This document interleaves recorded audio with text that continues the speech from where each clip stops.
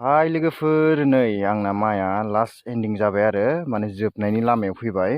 ओमफ्राय आं बुंनो नागिरदों दायो माने आं न'आवनो हाजोब्बाय आरो माइखौ थिखा होआखिसै। ओमफ्राय थिखा हिसाबै होयोब्लाबो 4 मन करि होनांगौ आरो हानाय रोगानाय। दा बेखायनो आङो न'आवनो हानायनि बाथ्राया बेनो जे मनसेयाव जुदि 500ब्ला 8000 रां होनांगौ जायो आरो 4 बिगायाव। आं देग्लाय 4 बिगाल'सो खेथि खालामनाय जादोंना, बेखायनो लस मोननायलाय आं न'आवनो हादों आरो लोगोफोर दै। आरो देग्लाय मावखादों नालाय मावनाय हिसाबै आरो खस्थ' खालामखानायाबो मोजां। मानो होनबा ओरैनो इसेल' मावनानै नामखौल' लाबा जायाना, बेखायनो आं सानो आरो खनसे लागैनो खस्थ' खालामजोबब्ला माने निजायनिबो मोजां आरो लाबबो जायो बिदि आरो। अलसिया जाबोला रसा नांगोन,